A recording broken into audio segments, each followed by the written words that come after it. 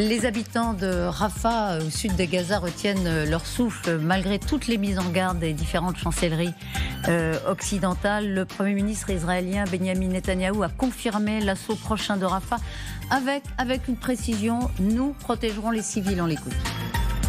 Là non, on le lit. Nous combattrons jusqu'à la victoire complète, ce qui implique une action puissante à Rafah, et ce après avoir permis à la population civile de quitter les zones de combat.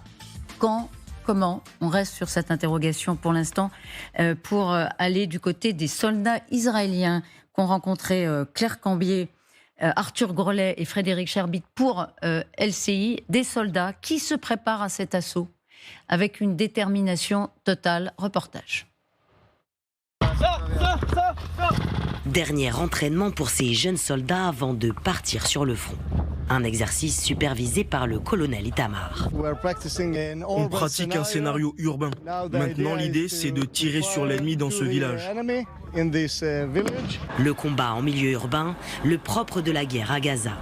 Le village en question est reproduit avec ses structures en béton et en bois. Les soldats doivent inspecter chaque maison. La difficulté, un ennemi invisible ou presque. On est toujours en train d'apprendre de nos échecs. On analyse et on réalise des exercices en fonction de ce qu'on a vécu pendant cette guerre. Par exemple, la présence de tanks très proches de la manœuvre, c'est quelque chose qu'on veut renforcer et améliorer. Ces tanks peuvent appuyer l'infanterie, la protéger avec ses fumigènes et créer un effet de surprise. Il faut être prêt pour la prochaine étape, Rafah. Comme beaucoup ici, Nadav a mis sa vie entre parenthèses. Ce réserviste se forme au poste de commandant. Quand tu deviens commandant, tu prends conscience de la responsabilité qui repose sur tes épaules. Et cette formation, elle te fait comprendre le poids de cette responsabilité. L'exercice se termine par l'évacuation des blessés. On en dénombre plus de 5500 depuis le début du conflit. À l'hôpital Sheba, tout un service a été réorganisé pour recevoir ces soldats.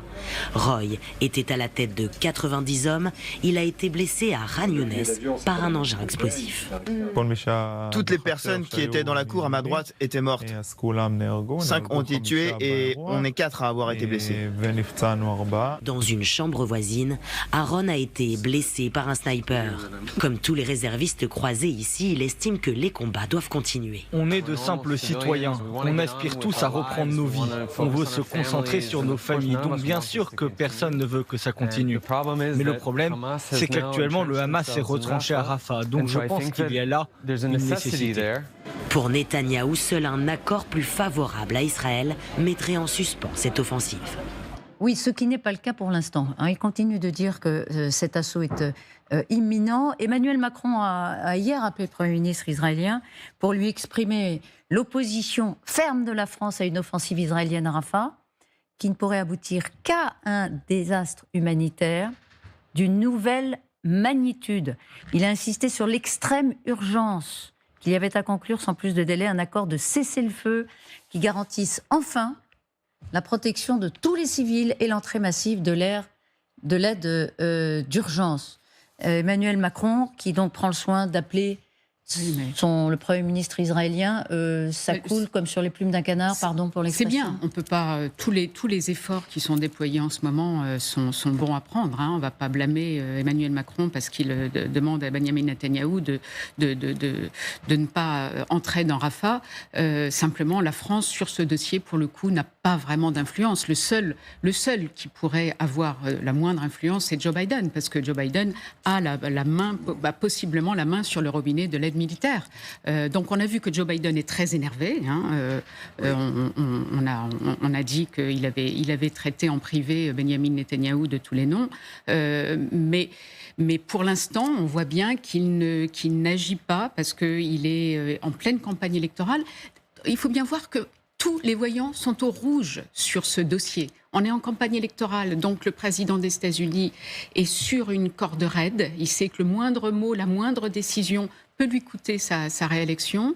En Israël et dans les territoires palestiniens, on l'a dit avec Mahmoud Abbas, le personnel politique est d'une immense médiocrité, si ce n'est pire, puisque l'extrême droite est quand même fait partie du gouvernement israélien et Mahmoud Abbas est totalement décrédibilisé. par la faute aussi des dirigeants israéliens qui ont tout fait pour le décrédibiliser.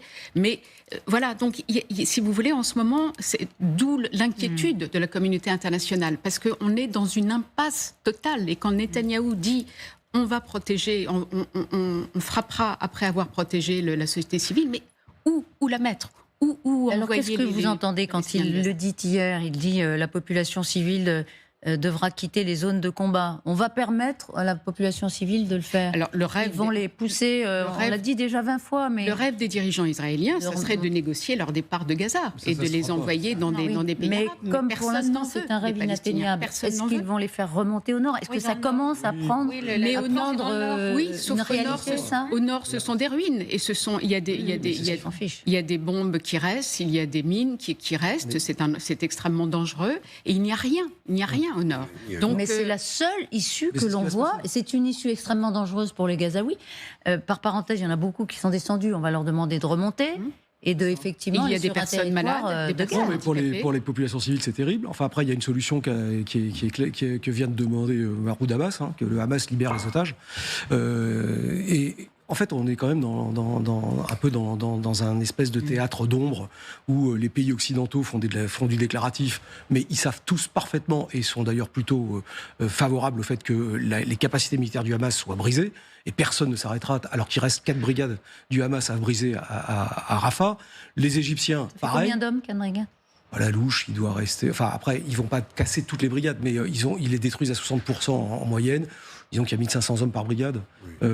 6000 4. Oui, après on est dans de l'évaluation large, mais voilà. Et combien vont se recréer après qu'ils aient... Non, mais c'est pas le sujet, parce que on peut les laisser aussi sans jamais les taper. C'est ce qu'à ce moment-là, nous, on aurait laissé à Raqqa ou à Mossoul se développer l'État islamique. Donc on peut parfaitement ne jamais combattre les islamistes, mais il y a un moment où c'est pas un sujet non plus. Donc la question... Non, ça n'est pas pour dire qu'il ne faut pas le faire, ça veut dire que c'est un puissant frein. Je connais cet argument qui consiste à penser que de détruire des brigades islamistes ne sert à rien. Mais enfin, le fait qu'il faut quand même le faire. Donc, parce qu'on peut toujours rester à ne rien faire, mais enfin ça n'a pas de sens. Donc le vrai problème aujourd'hui, c'est qu'on est quand même dans une position qui est une fausse position. C'est-à-dire qu'on fait du déclaratif en disant qu'il faut qu'il s'arrête, et personne ne veut qu'il s'arrête, à commencer par le fait que les États-Unis continuent à leur donner des armes, que les Égyptiens, eux, ils ne veulent surtout pas que les Palestiniens viennent au sud, donc ils ont renforcé leurs barrières de sécurité, ils ont déployé des hommes. Les Jordaniens, pareil, ne veulent absolument pas que les Palestiniens sortent de Cisjordanie. On ne parle même pas de la question du Liban, où depuis 48, les Palestiniens n'ont toujours pas de droit. Donc tout le monde arabe et donc veulent que le Hamas soit militairement affaibli. Pourquoi ? Parce que ce qui inquiète tout le monde, c'est la suite. Et c'est pour ça qu'aujourd'hui, ça pousse très fort. C'est pas pour Rafah. On fait croire que c'est pour Rafah. En fait, aujourd'hui, la communauté internationale et le monde arabe est en train de pousser très fort pour qu'il y ait une sortie politique après le fait que le Hamas militairement ait été affaibli et qu'il y ait un État palestinien. C'est ça le sujet. Donc pour vous, ce sont des gesticulations. C'est ce qu'on a discuté tout à l'heure sur le fait d'avoir un gouvernement palestinien dans les territoires palestiniens, donc un État palestinien. C'est ça le sujet, c'est ça l'enjeu aujourd'hui. Alors l'enjeu, et vous le disiez Alexandra, tous les signaux sont en rouge.